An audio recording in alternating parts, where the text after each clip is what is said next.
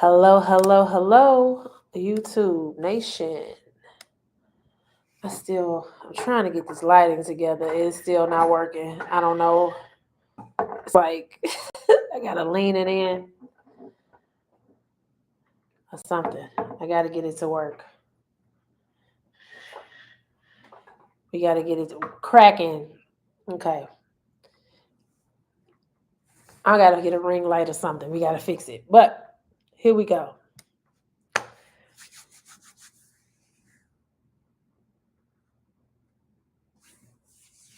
I had to start off with a smile. It's been a minute that I've been going consistently with this happy, magnificent, marvelous, money making motivational Monday. I am Toria Howard, and I am here for a short time and not a long time. I am an educator by day. I do teach eighth graders, but I also educate adults on financial literacy. So that's what we're talking about today. And we're talking about taking the limits off. And I just want to make sure that I am clearly focusing on the things that I need to focus on, which is operating in my purpose in educating. So here we are today. And I did a live like this a while ago, actually a year ago in July, by taking the limits off from a biblical perspective, because a lot of people, hi, Nisa. Hello, Cynthia, and is it Lasheen? I can't see McFarland. Appreciate you all. So I did a live like this before, and in a biblical perspective, and I said limits because I always put it in the perspective of breaking it down because I am an English teacher. Okay, so lasting improvement motivates increase in tenacity while you shine. So a lot of times when you are trying to change your perspective when it comes to money, there's a lot of limiting beliefs, a lot of things that you have believed in the past, things that you have taken from your experiences, and things that you have learned from other people, and you take those things on. And a lot of times we put the limits on ourselves. And a lot of times it is very negative in a sense when it comes to money, because we hear all these sayings: money is the root of all evil, wealthy people, are greedy, all these different things, right? But that is what the trick of the devil is. And I'm not an evangelist, I'm not a pastor. This is just the things that I know of because I went through my own struggles with limiting beliefs when it comes to money. And I had to realize that I had a relationship with money, but it was a bad relationship. Ever been in a bad relationship? You know how that feels? Okay. So I am a spender, and I can admit to that still to this day. I'm working on it. God's still working on me, right? So I'm a spender. So the first and foremost on how to take the limits off is recognizing where your money blocks are, right? I'm a spender. I used to spend everything that I have. I fall into that sometimes still to today, but I know the habits that I need to have in order to break that. So one of the things that is, yeah, it's always a work in progress, continuous work. So one of the things that I had to do was become self-aware. And I had to figure out, what is it about money that makes me feel a certain way? What is it about money that it is that I am not progressing? So I had to realize that, hi Jen, I had to realize that I just thought that because the more money I made, the more money I spent. And I was living way beyond my means. I had a house, I had a car, I had all these things, but I was always buying and doing and swiping and not accounting for my money. So I had to realize, because I knew how I felt when I had money and I knew how I felt when I didn't. And people have to realize, first and foremost, in order for you to snatch the limits off, is that you have to recognize that you have a relationship with money, and the relationship can hinder you or it can increase you. Mine was hindering me because I was spending everything that I had, and I didn't have enough left over to invest, to save, to do anything extra. And I needed to make sure that I understood that and I recognized that. So once I recognized that, I started to see, okay, where is it that what I need to do? Well, first and foremost, I needed to do a budget. And a lot of times, we don't take the time to sit down and do a budget because it can be time consuming, life be life, and we got all these excuses as to why we can't do certain things. But we have to realize that in order for us to get somewhere, we have to make time for our finances. I love people that sit down and say they do this every week. You might not have time to do it every week. Some people do it every 2 weeks when they get paid. Some people do it monthly. Start where you are. So if you want to do monthly, then you have to calculate everything. You have to go and comb through your bank statements and those cash app statements and all the other places that you have your money going, and look and see where you're spending your money. A lot of times we know what's coming in because if you have a paycheck, of course, every 2 weeks, or every week or whatever, I'm going to get a certain amount of money. So we know what's coming in, but do we actually realize what's coming out? Yes, we know we have to pay mortgage rent on the first, between the 1st and the 15th, depending on how your mortgage and your rent is set up. Usually you have like 3 to 5 days from the first to pay your rent. Sometimes on your mortgage, you might have 15 days before it's late. So that part. The fact that you have a car payment. The fact that you have utilities and all of these things. But what about subscriptions and the eating out? And do you account for your hair, your nails, your barber, your children's costs? Because of the thing is, children are a bill. You didn't realize that. They are a bill. So, their activities, those of us that have active children, like my daughter does sewing class, so I know that's a cost. Those of you that have the sports parents, you know how much that costs. I used to coach girls basketball for a long time, so that they have to have shoes, especially if they travel to AAU. You got a hotel, all of that stuff. Are you accounting for everything, or are you just spending the money as you go when the stuff comes? So when you become a better planner with your finances, that helps to shave back some of those limitations, right? So you have to realize that what's coming in, yes, but you need to also know everything that's going out. How many times have you looked up and had subscriptions come out? The Netflix, the Disney Plus, you got to pay for every TV subscription now. Like, what is going on? ESPN got one, HBO Max, and all of these different things. I don't watch a lot of TV as I used to anymore, so I don't have that part of it. That's the part of my budget that I cut out. I do have Netflix for my daughter, but other than that, that's about it, and internet. So, I don't have that expense because that was something that I chose to sacrifice to say that that's something I don't need at the moment because I'm going somewhere. So another way to take the limits off is after you do your budget and see where you're bleeding a lot of times or where you can cut back. What is something temporary that you can sacrifice? Like when I bought my home back in 2010, I sacrificed TV for a whole year because I wanted to save that money, even though because I'm a teacher, I had down payment assistance from, teaching and then, like being an educator. And then I had another thing or whatever that I had, but I had to pay that back.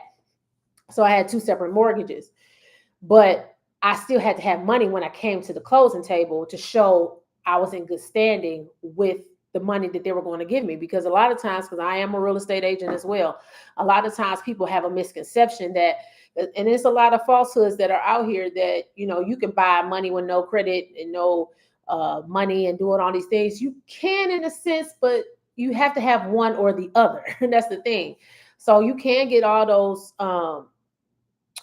down payment assistance and things of that nature, but they are looking for you to have some type of savings, some type of money, because of the fact that they need to know that you'll be able to pay this mortgage. And if you're overspending, that they know that you're not going to be able to pay.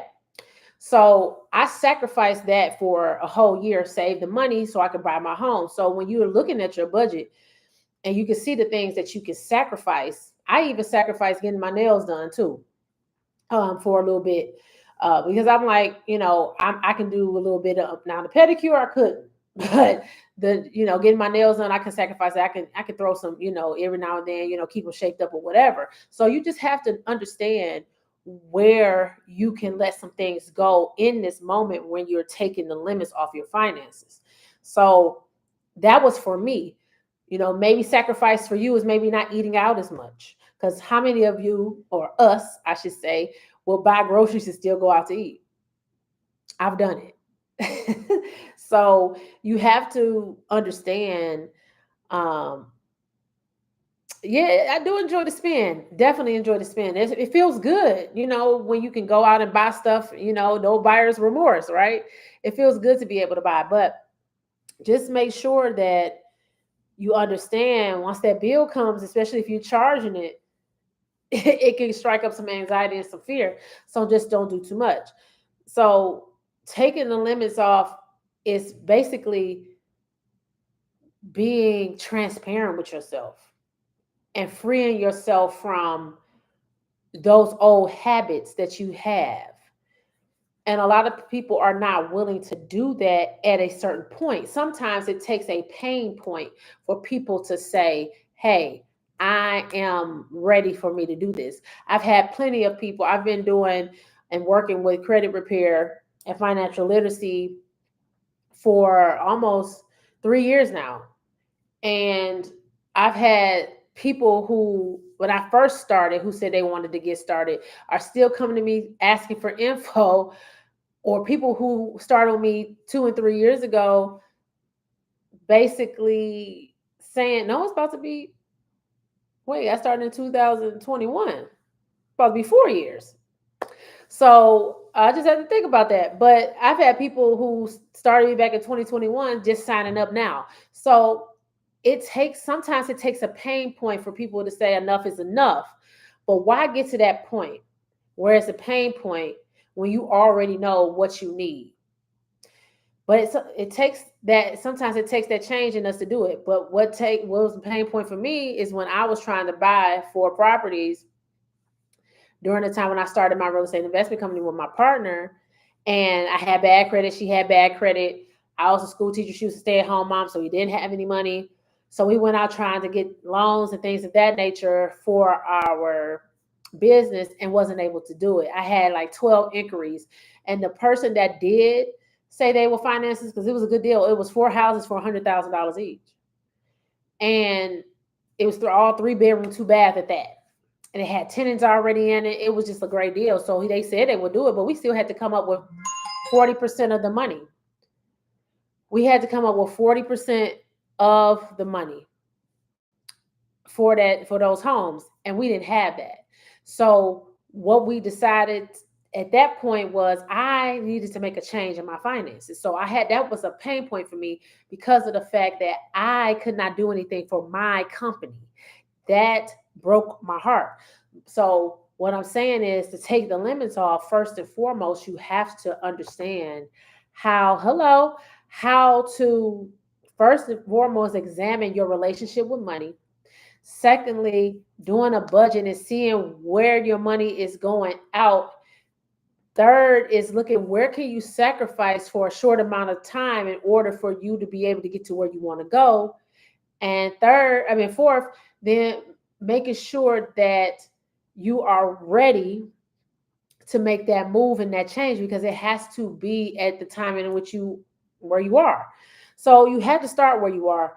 And I had one last thing that I could say about taking the limits off. I had a client. I was a guest on her show, and she has a podcast, and I was talking about financial literacy, and we had a conversation after the fact, and she was like, I don't want anything to do with credit cards. I buy everything with cash. I'm never going to be a homeowner, blah, blah, this and that. And I had to help her shave back those limits by just giving her education. The more education you have, the more the limits can come off. And that's another thing people don't realize. The more you educate yourself, the more the limitations go away. Just like when you're learning something new, when you, those of you that are went to college or taking courses and classes, of course you are new, you don't know what you're doing, you don't know what's going on, but the more you learn, the better you got at it. And that's the thing. I've been studying a lot of financial books. I'm reading Think and Grow Rich right now. I'm gonna do that. I'm gonna finish. I gotta do my 30 minutes as soon as I get off this live of reading today. So you have to understand that knowing what those things are to stop those bad habits is where you need to be, right? You have to get the education. And when I educated her on how credit works and how to use credit cards, 3 months later, she said that, hey, my credit score increased. 6 months later, she was ready to purchase a home. She never thought she was going to be able to purchase a home. It took her 10 months to purchase a home because she had to save up some more money for the program that she got in. But the whole point is the education that I gave her, she took it and applied it to her own life, and she was able to see the results. That took the limits off. So let's examine it one last time. So, well, how do you take the limits off? So, first and foremost is being understanding and being more self-aware and self-reflect. Right, Dre? You have to self-reflect and know where you are, and what your relationship with money is. Secondly, doing a budget and seeing how you you know where your money is going. Third is being able to see where you can take those sacrifices in order for you to be able to get to where you want to be. Fourth is the education part of it. How are you going to educate yourself in order to learn how to take those limits off your limiting beliefs about money? Excuse me. The more you educate yourself on finances and knowing what to do with finances and how to build it and how to see it and how to live it and breathe it and do all those things, it will help you to understand how to take the limits off. But first and foremost, you have to realize, like, I have a problem. And I had to realize that. So, all in all, I would just say, just taking the limits off come with being self-aware of yourself and self-reflection, and also knowing your knowing where you are by doing your budget and educating yourself. It's all an education piece. Self-awareness is education, the budget is education, and then formal education by reading books, listening to podcasts, videos, or whatever. However that looks for you, whatever works for you. I'm a reader and I'm a listener. So I love to listen to stuff. Like when I work out in the mornings, I listen to Myron Golden. And then like at night, I read. So I take a double dose every single day, at least 5 days a week. So I know I'm taking the limits off by educating myself. And the more that I educated myself, the more my eyes are opening. Because one of the prayers that I've been saying is, Lord, open my eyes to the opportunities that I'm not seeing that's right in front of me. Because a lot of times we are missing the one thing that will catapult us to the next level, that's right in front of us, that's right inside of us or right in our hands, because of the limiting beliefs and the blockers that we have on ourselves. So I say that to say this: if you need any of my services, I do financial literacy, credit repair. I help people with budgeting, saving, debt payoff, will and trust, all of those things. If you know somebody that needs it, share this video, share my profile. Make sure that you subscribe to my YouTube channel. I did post it on my Facebook. I'm gonna put it on my in my story as well. So I'm gonna continue this journey of education. The more I educate myself, the more I'm educating the masses, because this is what God purposed me to do. So I bid you adieu. I'll see you tomorrow for Real Estate Tuesday. So it's always a great day to have. Well, I should say it's a great night to have a great night, because it's about to be over. So no school for the kiddies tomorrow here, and everybody go out and vote. But I'll see you tomorrow, Real Estate Tuesday. Have a good evening.